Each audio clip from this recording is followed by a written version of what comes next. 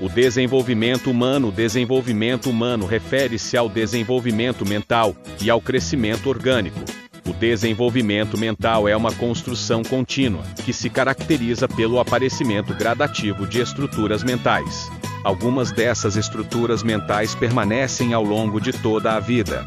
Por exemplo, a motivação está sempre presente como desencadeadora da ação, seja por necessidades fisiológicas, seja por necessidades afetivas ou intelectuais. Essas estruturas mentais que permanecem garantem a continuidade do desenvolvimento. Outras estruturas são substituídas a cada nova fase da vida do indivíduo. Por exemplo, a moral da obediência da criança pequena é substituída pela autonomia moral do adolescente ou, outro exemplo, a noção de que o objeto existe só quando a criança o vê antes dos 2 anos é substituída, posteriormente, pela capacidade de atribuir ao objeto sua conservação, mesmo quando ele não está presente no seu campo visual. A importância do estudo do desenvolvimento humano. A criança não é um adulto em miniatura, ao contrário, apresenta características próprias de sua idade. Estudar o desenvolvimento humano significa conhecer as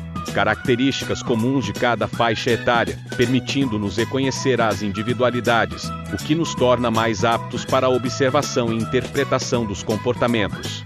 Todos esses aspectos levantados têm importância para a educação. Planejar o que e como ensinar implica saber quem é o educando.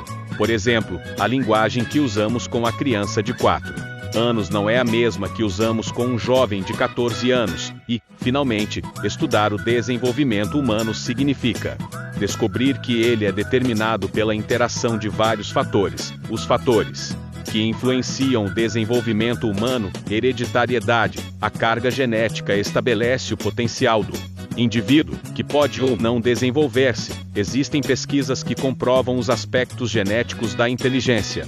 Crescimento orgânico refere-se ao aspecto físico. O aumento de altura e a estabilização do esqueleto permitem ao indivíduo comportamentos e um domínio do mundo que antes não existiam.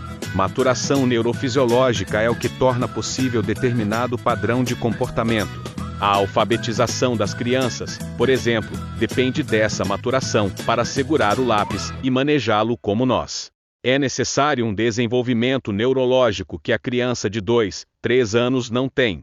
Meio o conjunto de influências e estimulações ambientais altera os padrões de comportamento do indivíduo. Por exemplo, se a estimulação verbal for muito intensa, uma criança de 3 anos pode ter um repertório verbal muito maior do que a média das crianças de sua idade, mas, ao mesmo tempo, pode não subir e descer com facilidade uma escada, porque esta situação pode não ter feito parte de sua experiência de vida.